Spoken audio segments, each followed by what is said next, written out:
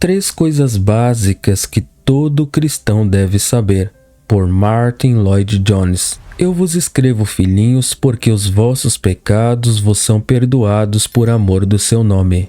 Escrevo-vos, pais, porque conheceis aquele que é desde o princípio. Eu vos escrevo, jovens, porque vencestes o maligno. Eu vos escrevo, filhinhos, porque conhecestes o Pai.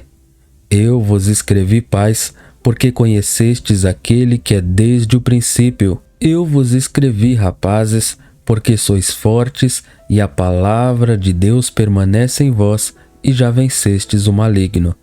1 João 2, 12-14. Estes 3 versículos vêm como uma espécie de parêntese na série de apelos e exortações que o apóstolo faz neste ponto específico de sua carta aos primeiros cristãos.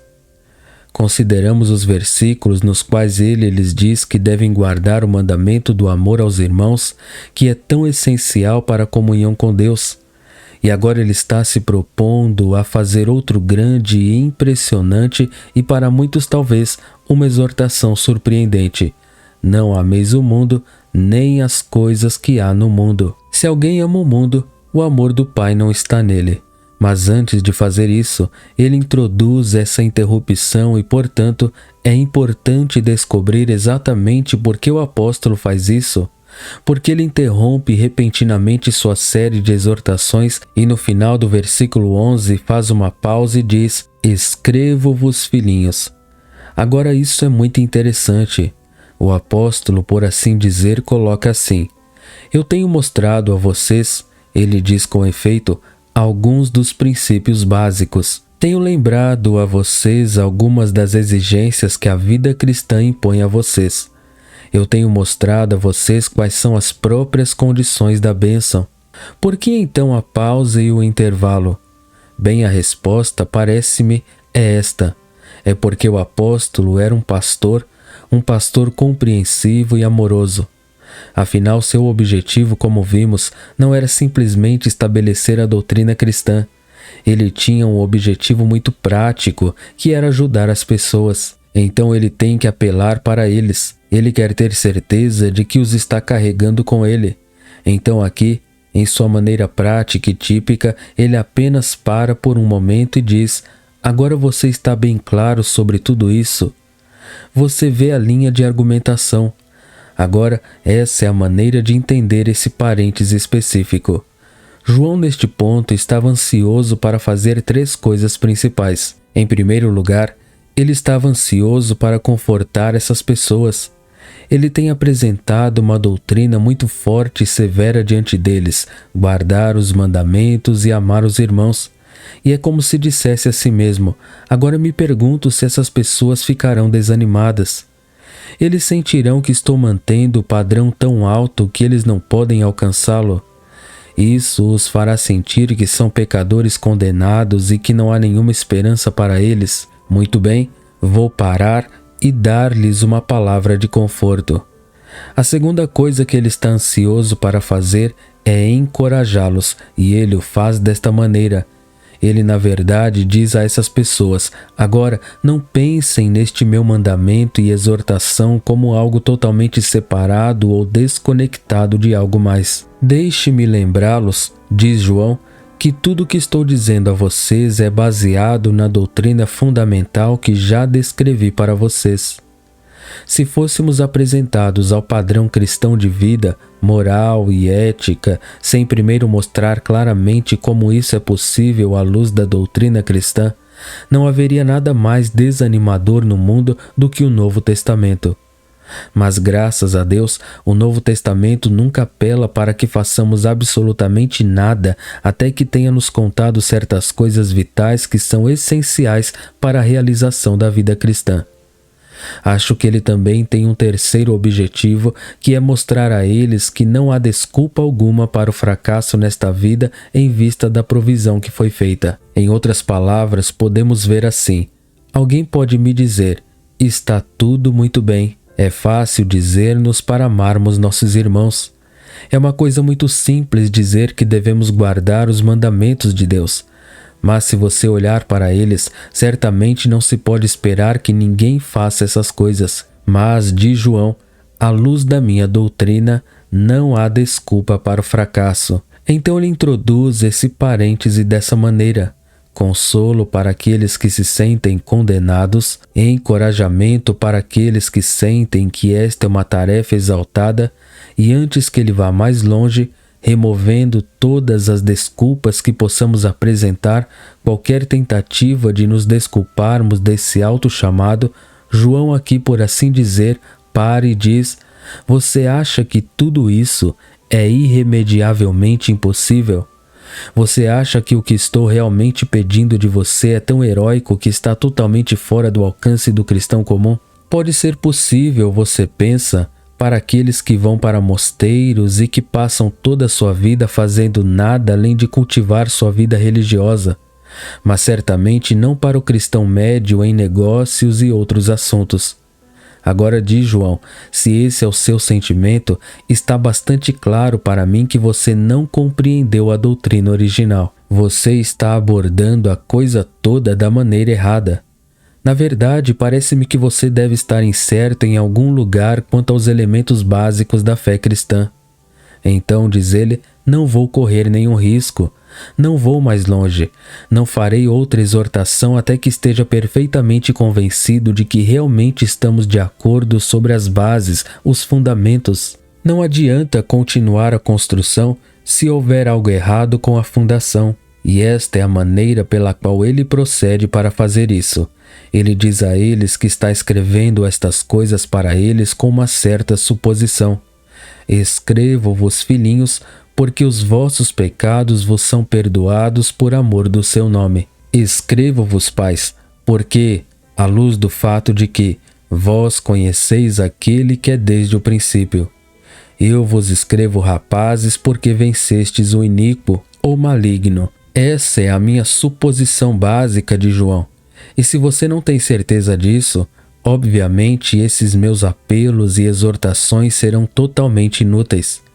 Estarei perdendo meu tempo, diz ele, se continuar dizendo a você para não amar o mundo e as coisas do mundo, porque a menos que você esteja na posição cristã básica, obviamente não entenderá e sentirá que a coisa toda é uma impossibilidade absoluta.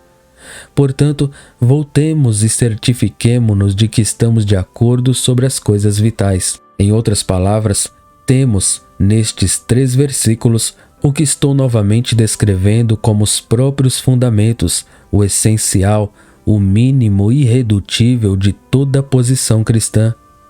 Agora não vou entrar em uma discussão detalhada sobre a mecânica da maneira pela qual João coloca este grande conspectus da doutrina cristã. Você descobrirá que os comentaristas passam a maior parte do tempo fazendo isso, debatendo sobre o que exatamente João quer dizer com filhinhos, pais e jovens e por que ele se repete como ele faz. Tal discussão é bastante interessante até onde vai, mas parece-me que não é muito importante e pouco rentável. Escritores diferentes têm visões diferentes sobre isso, e você descobrirá que é quase impossível encontrar 2 que concordem sobre este assunto. Filhinhos, no versículo 1, significa todos os cristãos ou significa literalmente criancinhas e da mesma forma com pais e rapazes? Então, no versículo 13, não é a mesma palavra no grego. E há uma discussão sobre se significa seus filhinhos ou se não significa. Não podemos decidir tudo isso, e isso não importa. Existem 2 maneiras de olhar para isso. Você pode dizer que filhinho significa todos os cristãos. Ele diz no início do capítulo, meus filhinhos, estas coisas vos escrevo. Então ele está incluindo todas elas. É um termo de afeição de um velho para discípulos e seguidores. Essa visão pode muito bem estar certa. Depois, há outros que dizem que você tem todos os cristãos e depois há 2 subdivisões, pais e rapazes. Novamente, nos versículos 12 e 13, ele fala sobre filhos e mais uma vez ele os divide em pais e rapazes. Então a possibilidade é que ele tenha 3 divisões. Bem, eles perguntam, se é isso que ele tem em mente, por que ele coloca os pais imediatamente depois das crianças pequenas e depois dos jovens? Não seria mais natural dizer filhos, rapazes, pais? Mas, repito, não importa, porque o que realmente importa é que claramente o apóstolo está nos dizendo que essas verdades da vida cristã e da fé cristã devem ser compreendidas por todos nós. Ao mesmo tempo, há ênfases particulares que são mais importantes em idades e estágios específicos. Em outras palavras, devemos perceber que não apenas as criancinhas devem saber que seus pecados foram perdoados, todos os cristãos devem saber disso. Não são apenas os pais que sabem disso desde o início, todos os cristãos devem saber.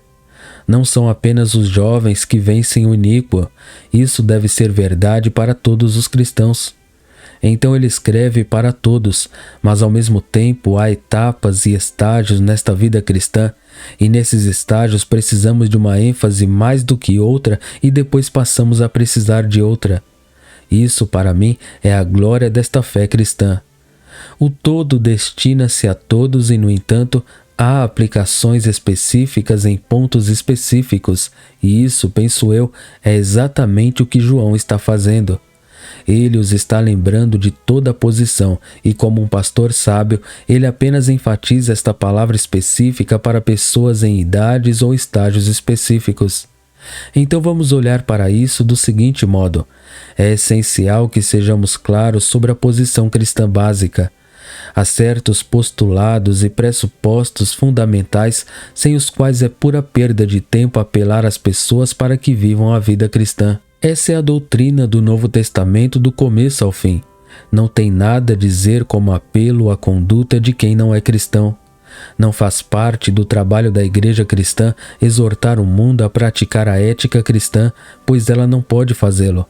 É difícil para o cristão, é impossível para o mundo. Então não há uma única exortação ética na Bíblia para uma pessoa que não esteja na posição cristã. Os cristãos não se voltam para as pessoas do mundo e dizem: não ameis o mundo, nem as coisas que há no mundo. Eles sabem que não podem entender a língua, muito menos podem praticá-la. Não devemos ser absolutamente claros sobre essas coisas básicas e fundamentais. Acho que é por isso que João repete essas coisas 2 vezes, pois a repetição é a própria arte de ensinar. Os professores sábios sempre se repetem. Há certas coisas que nunca podem ser repetidas com muita frequência, e embora João seja um homem velho, ele é um professor. Então, o que todo cristão deve saber? Quais são esses postulados e pressupostos básicos por trás do apelo cristão para guardar os mandamentos, amar os irmãos, odiar o mundo e todas as outras exortações? Bem, há apenas 3. Primeiro, devemos ser perfeitamente claros em nosso conhecimento com relação a toda a questão do perdão dos pecados. Escrevo-vos, filhinhos, porque os vossos pecados vos são perdoados por amor do seu nome. Um postulado fundamental. O que isto significa? Deixe-me dividir assim. A primeira coisa que os cristãos devem saber é que seus pecados estão perdoados. Isso talvez possa ser melhor explicado por uma série de negativos. O cristão não é uma pessoa que busca perdão ou que espera ser perdoado. O cristão não é uma pessoa que está insegura sobre o perdão ou tenta merecê-lo. Não, os cristãos são pessoas que sabem que estão perdoadas. Agora isso é absolutamente vital e fundamental. Muitas pessoas, quando você pergunta se elas sabem que seus pecados foram perdoados, dizem: espero que sejam. Estou buscando perdão. Estou orando por isso. Estou muito incerto sobre tudo isso, mas espero que meus pecados sejam perdoados. Não, diz João, essa não é a posição cristã. Essa é uma declaração não cristã típica. O cristão é aquele cujos pecados já estão perdoados. Deixe-me enfatizar isso ainda mais. A certeza e garantia do perdão dos pecados do cristão é baseada em seu conhecimento da maneira pela qual seus pecados são perdoados. Eu vos escrevo, filhinhos, porque os vossos pecados vos são perdoados por amor do nome dele. Que declaração gloriosa!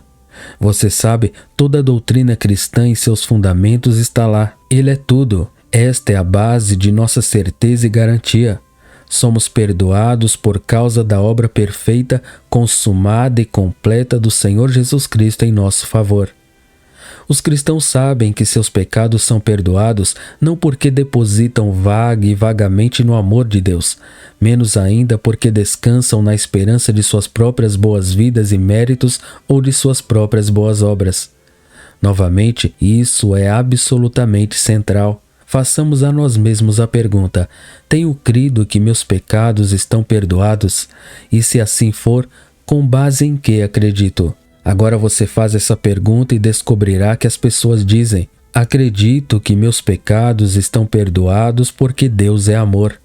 Sim, mas se essas são suas bases para acreditar, então pergunto novamente: onde entra o Senhor Jesus Cristo?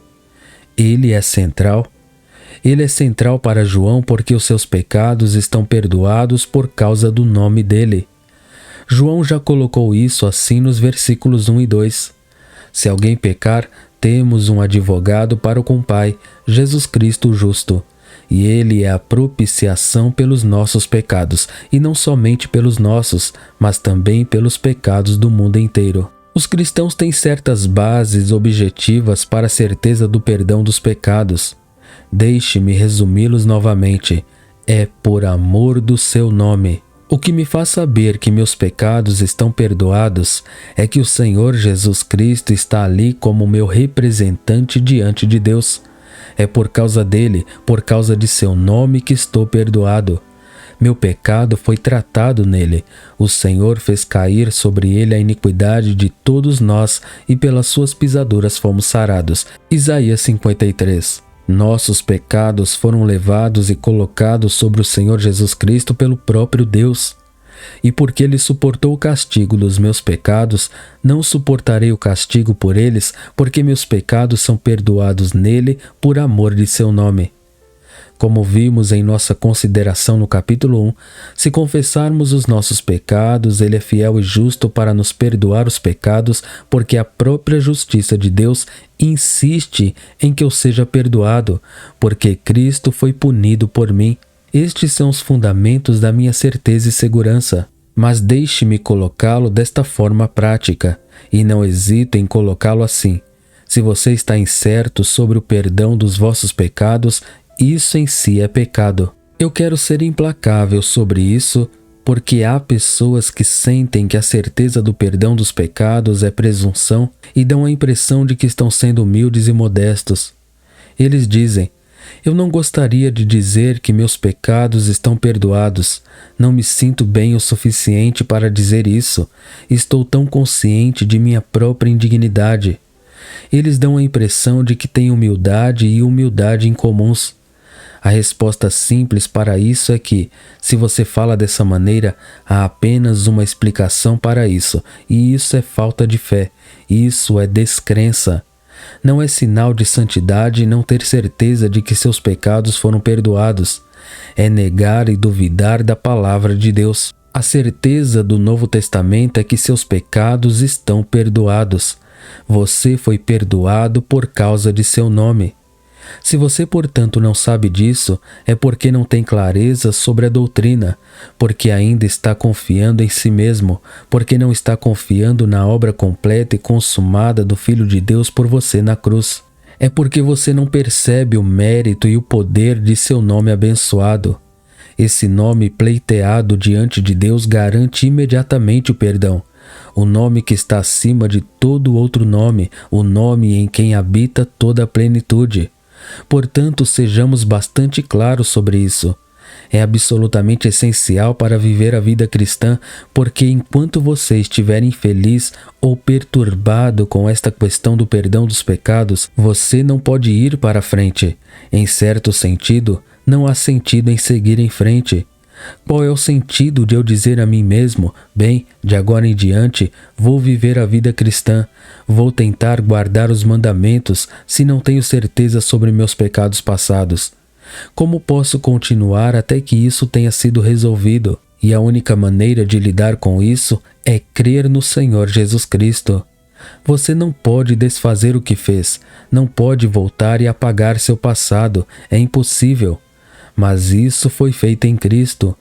Você está claro sobre isso? Você sabe que o Senhor Jesus Cristo levou seus pecados e morreu sua morte e ressuscitou para justificá-lo? E você está confiando total e absolutamente nele e somente nele? Se assim for, você pode dizer que sabe que seus pecados estão perdoados. Essa é a primeira coisa que todo cristão deve saber. A segunda é que todo cristão deve conhecer a maneira pela qual o pecado pode ser vencido. Escrevo-vos, jovens, porque vencestes o maligno, versículo 13. E escrevi-vos, jovens, porque sois fortes, e a palavra de Deus permanece em vós e tendes vencido o maligno, versículo 14. Mais uma vez, gostaria de chamar a atenção para a maneira como João coloca isso. Eu vos escrevo, rapazes, porque já vencestes, não porque ides, mas porque já vencestes. Agora, o que isso significa? Bem, pode ser resumido assim. Há uma vitória imediata da qual alguém se torna consciente no momento em que crê no Senhor Jesus Cristo. Que ninguém me entenda mal. Eu gasto muito tempo denunciando o Evangelho da perfeição. Eu estou tão longe de pregá-lo como nunca, mas digo isto: no momento em que cremos no Senhor Jesus Cristo, estamos conscientes de uma vitória sobre o perverso. Não vitória completa e absoluta, mas vitória. Ainda podemos estar conscientes de uma grande fraqueza, sim, mas no momento em que cremos em Cristo, temos uma consciência imediata de que, de uma forma ou de outra, não estamos mais sob o domínio do pecado. Sim, o maligno é muito grande. Ele é muito poderoso e podemos ter medo dele em nossa fraqueza. Mas sabemos que há algo em nós, há uma vitória imediata. Embora não tenhamos acabado com o pecado, não estamos mais sob o domínio do pecado e de Satanás. Podemos estar conscientes de uma grande fraqueza e, no entanto, sabemos que ele é um inimigo derrotado e que somos tolos se o ouvirmos. Mas, para simplificar ainda mais, podemos dizer que aqueles que creem no Senhor Jesus Cristo sabem que estão em Cristo. Eles sabem que Cristo já derrotou o maligno. É uma grande coisa quando você é confrontado por um inimigo saber que esse inimigo foi derrotado. Essa é a posição de homens e mulheres cristãos. Eles não podem ser derrotados pelo inimigo em combate porque há alguém ao lado deles que fez isso. Você é uma criancinha no exército vitorioso e pode deixar o inimigo para ele. Essa é a maneira de entender essa vitória sobre o pecado. João divide assim: sabemos que fomos fortalecidos. Eu vos escrevi, rapazes, porque sois fortes. Isso não significa que eles são fortes por si mesmos ou que desenvolveram alguma força mística estranha. Em vez disso, deve ser que eles saibam que foram fortalecidos. Todo cristão deveria saber disso, e nós sabemos disso. Recebemos nova vida e poder. No momento em que cremos no Senhor Jesus Cristo e nos tornamos cristãos, percebemos uma mudança e uma diferença. Sabemos que algo entrou em nós, algo nos aconteceu, houve uma espécie de infusão de nova vida, estamos cientes de um poder que nunca conhecemos antes. Há força, embora pequena, que nunca tivemos no passado. Assim podemos ver que João tem esse parêntese. Qual é o sentido de nos dizer para guardar os mandamentos, amar os irmãos e odiar o mundo, a menos que tenhamos recebido forças? Além disso, a palavra de Deus permanece em vós. A palavra de Deus é a palavra que nos traz nova vida. Nascendo de novo, diz Pedro, não de semente corruptível, mas de incorruptível, pela palavra de Deus, que vive e permanece para sempre. 1 Pedro 1:23. Tiago fala sobre esta vida sendo enxertada em nós pela palavra. Tiago 1:21. A palavra de Deus entra em nós e nos dá vida, permanece e a vida cresce. Podemos pensar nesta palavra também como a espada do Espírito. Paulo, quando diz aos Efésios para vestirem toda a armadura de Deus, dá uma lista e se refere à espada do Espírito com a qual devemos lutar contra o inimigo. A espada do Espírito, que é a palavra de Deus. Efésios 6:17. Como é que esta palavra de Deus nos fortalece para lutar contra o pecado? Acho que é assim. Mostra-me a natureza horrível do pecado, e enquanto a palavra de Deus habita em mim, sou levado a ver o pecado em toda a sua feiura, egoísmo e perversão, e eu o odeio. Também ensina homens e mulheres sobre o destino daqueles que são escravos do pecado. Isso mostra a eles que eles estão indo para o inferno e a destruição fora da vida de Deus por toda a eternidade. Também mostra a eles, graças a Deus, o poder de Cristo e como Cristo já derrotou o inimigo e como Cristo entra neles e os torna fortes e os capacita a se tornarem mais que vencedores contra todas essas coisas que os atacam. Deixe-me resumir novamente assim. Se sentimos que as exigências desta vida cristã são muito altas ou impossíveis, isso não passa de pura ignorância, pura falta de fé. Se sentimos que preferimos falar sobre nossa própria fraqueza e sobre nossos próprios fracassos, deixe-me enfatizar mais uma vez que isso não é humildade nem modéstia cristã. É falta de fé e falta de conhecimento. Há um sentido em que não temos o direito de ser fracos, não devemos ser fracassados quando tudo isso nos é oferecido. Então disse João: estou escrevendo para você porque você sabe dessas coisas e porque você sabe que essas coisas são fatos.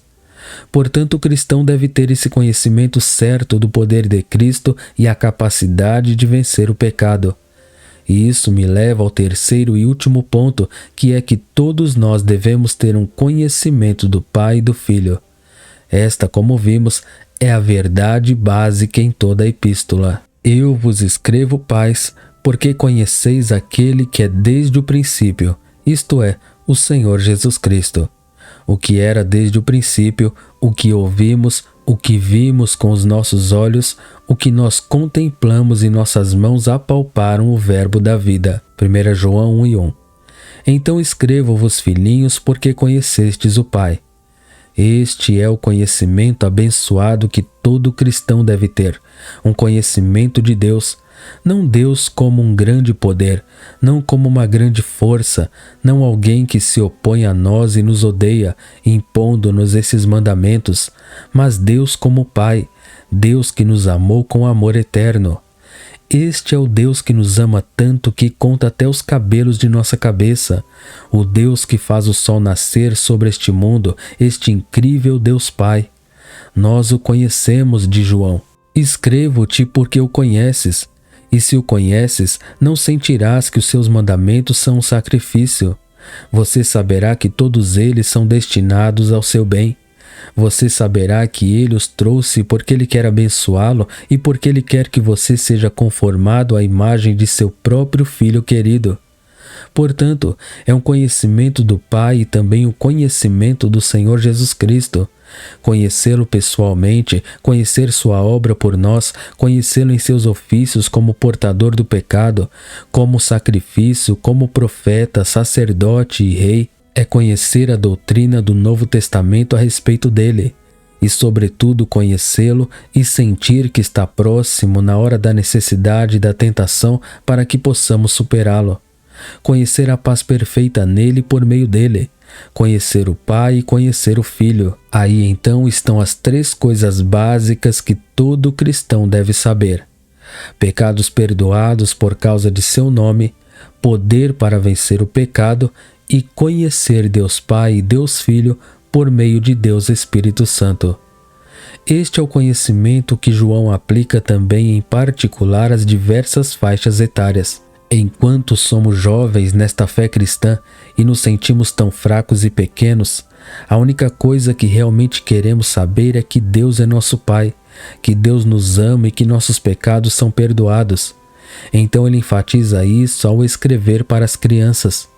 Veja bem, nesse primeiro estágio, tudo o que realmente queremos saber é que podemos, por assim dizer, reclinar-nos em segurança nos braços amorosos de Deus. Isso é o que a criança quer. Ele depende dos pais. Ele quer receber tudo, mas não dá nada, e Deus é assim conosco nos primeiros estágios. No início da vida cristã não entendemos muito, então Deus nos dá tudo. Muitas vezes eu disse de passagem, e tenho certeza de que todo ministro e pregador confirmará o que digo, que quando um homem prega este evangelho, ele descobre que precisa trabalhar mais e mais. Nos primeiros dias do meu ministério cristão, recebi sermões, mas agora tenho que trabalhar mais, e é assim na vida cristã. Deus é o Pai e tudo é dado ao Filho. Filhinhos, vocês sabem que seus pecados estão perdoados. Sim, mas prossiga um pouco e você se torna um jovem. Você descobre agora que é uma luta envolvida e os jovens na vida cristã estão conscientes desta luta e o inimigo os está atacando. No começo a vida cristã era fácil, agora há um conflito e dificuldades. Você está certo de João, e o que eu gostaria de enfatizar para você é isto. Ele pode torná-lo forte e você pode vencer o maligno. E a palavra de Deus permanecerá em você, para que quando você estiver neste estágio intermediário da vida cristã, você deve se lembrar disso. O jovem, o grupo de meia-idade, deve se apegar especialmente a isso, que você não é deixado sozinho. A palavra de Deus habita em você, e Cristo, que derrotou o inimigo, pode capacitá-lo a vencer. E pais, vocês que são velhos em idade, alguns velhos na vida cristã, o que deveria ser verdade ao seu respeito é o seguinte: você não deve mais esperar como criança que tudo venha automaticamente. Você não está no palco para travar combates e conflitos. Não, você foi além disso, você deveria ter ido além disso. Você não está mais interessado nos presentes, não está mais interessado na luta, embora você ainda esteja lutando. O que importa para você é o conhecimento do próprio doador.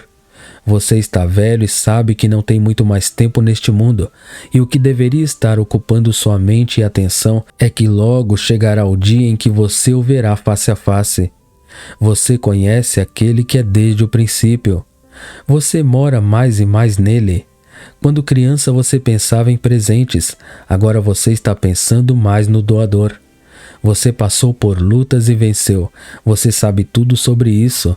Agora o que você está pensando é a consumação, a recompensa final, de ficar de pé e vê-lo face a face. Então você se concentra cada vez mais na pessoa e diz: "Oh, o que eu desejo é conhecê-lo melhor, conhecer meu Salvador como pessoa e conhecer melhor a Deus." E olhas com esperança para o dia em que com Paulo poderás dizer: "Para mim o viver é Cristo e o morrer é lucro." Filipenses 1:21. Pois significa estar com Cristo, que é muito melhor. Filipenses 1:23. Existem etapas e estágios como esse na vida cristã. E qualquer que seja o estágio em que estejamos, há um aspecto da verdade que fala específica e especialmente a nós, alguma doutrina básica para todos nós e uma palavra especial de encorajamento de acordo com nossas diversas posições. Agradeçamos a Deus que Ele fez com que seu servo, o apóstolo, fizesse uma pausa neste ponto para introduzir este glorioso e magnífico parêntese. Agradeçamos a Deus por estarmos em terreno tão sólido, um conhecimento do pecado perdoado, um conhecimento de como vencer o pecado e, acima de tudo, o conhecimento de si mesmo, Deus Pai, Deus Filho e Deus Espírito Santo. Amém. Deus abençoe a todos em nome de Jesus.